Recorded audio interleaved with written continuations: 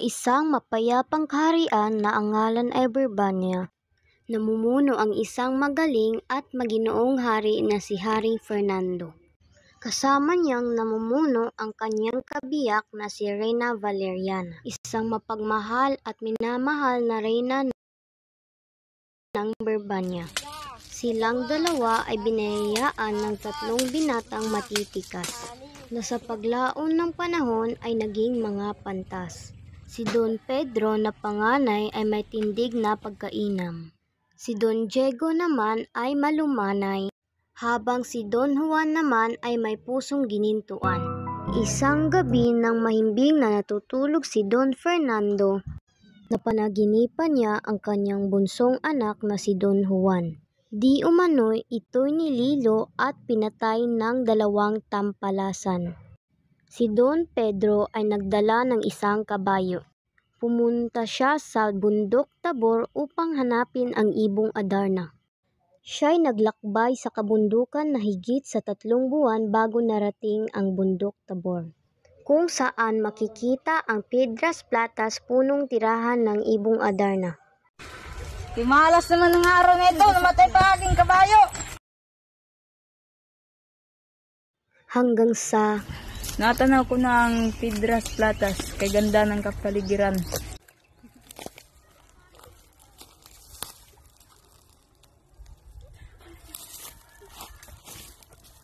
dumating ang ibong Adarna at nagsimulang umawit.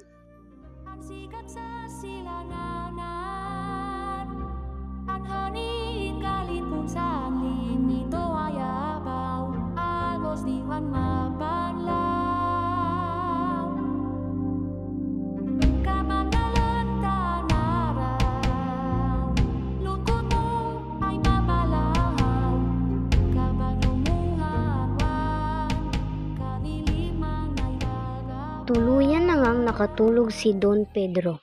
Pagkatapos umawit ng ibong Adarna ay may ugali itong magbawas.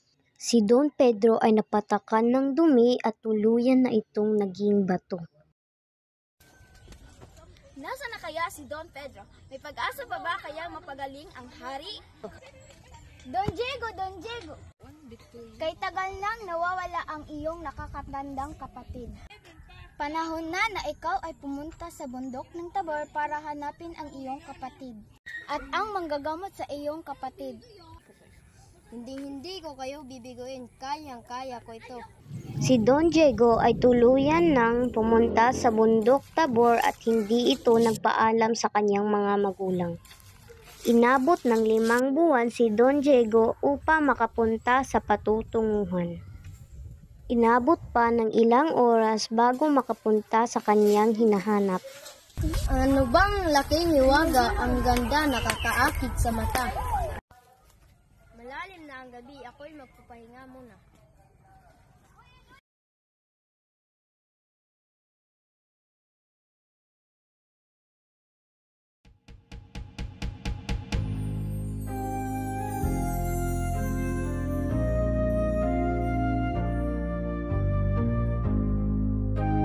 At ganun din kang Don Pedro, ito'y naging bato. Si Don Juan ay pumunta ng bundok Tabor upang hanapin ang kanyang mga kapatid at ang ibong Adarna. Tulungan mo ako, ako'y gutom na. Ito, pagkain baon ko sa aking paglalakbay. Maraming salamat, anong mapapalingkod ko sa'yo. Paano ko makita ang Adarnang napaganda? Pagpunta mo sa Piedras Platas, pumunta ka muna sa dampuang maliit. Ika'y kumatok at iyong mga katanungan ay masasagot. Maraming salamat po. Ika, may isa pa akong bilin. Baunin mo ang pagtitiwala sa iyong sarili para ika'y hindi maging isang bato. Maraming salamat po sa binigay mo na pagkain. Maraming salamat din po. Nagdaan pa ang ilang oras bago niya matuntun ang punong kanyang hinahanap. Nang matuntun niya ang Piedras Platas ay sinunod niya ang ipinayo ng matandang ermitanyo. Pumasok ka na.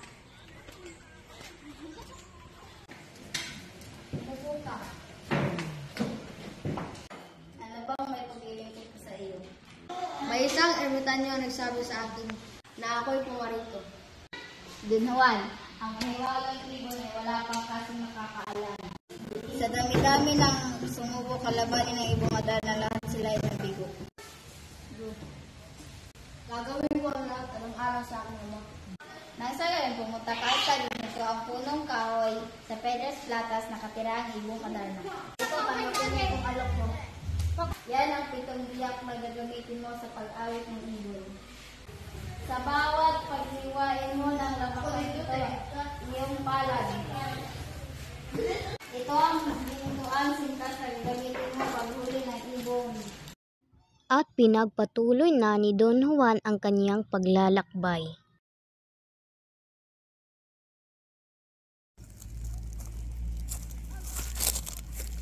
Nandito ng ibong Adarna.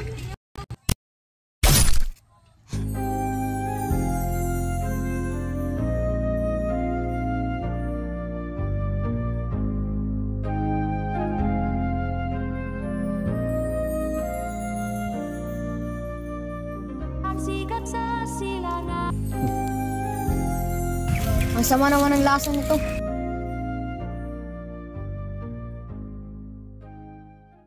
Maraming salamat, kami ay iyong niligtas.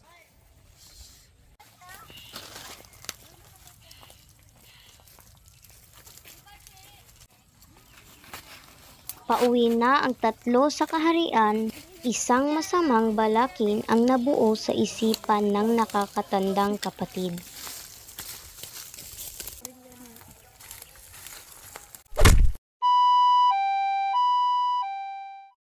Ipinagpatuloy ng dalawang magkakapatid na sakim ang kanilang paglalakbay. Ama, ito na po ang ibong Adarna. Nasaan si Don Juan? Hindi po namin siya nakita.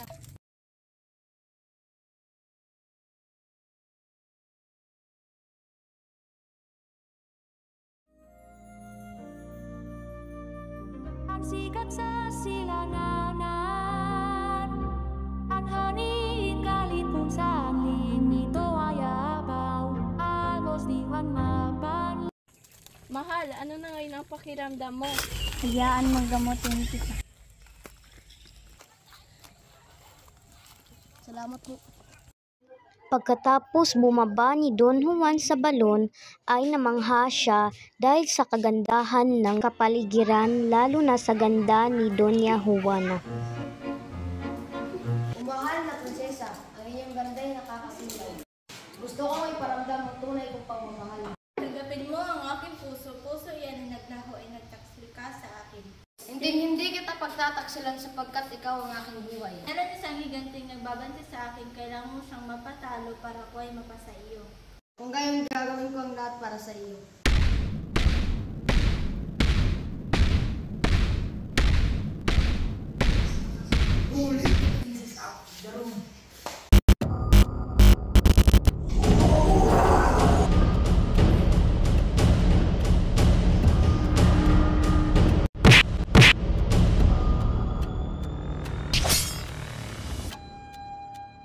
Natapos ko na higanteng bantay. Ngayon, balak na kitang iuwi sa aming kaharian. Bago ko gawin yan, ang hiling ko sana ay iligtas ang aking kapatid na si Prinsesa Leonora. Para sa iyo, akong isa sa katuparan ng iyong kahilingan. Leonora. Sino ka ba at ano ang iyong kailangan? Ginoo. Iyong tulungan. Nais ko sanang pumunta sa Reinos de los Cristales at hindi ko alam kung saan ito naroroon. Puntahan ay nasa itong hanay. Ito ay pakita mo sa kanya. Maraming salamat po. Oh, Ginoo, umalis ka rito, layuan mo ako, hindi ako tumatanggap ng sanira.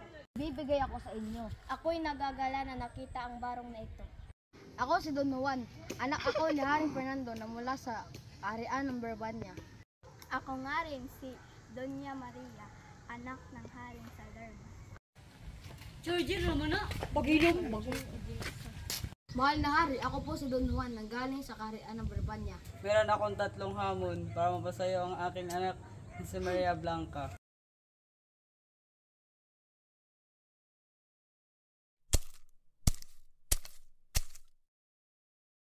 Namangha ang ama ni Maria Blanca dahil mahirap ang kanyang ipinasagawa.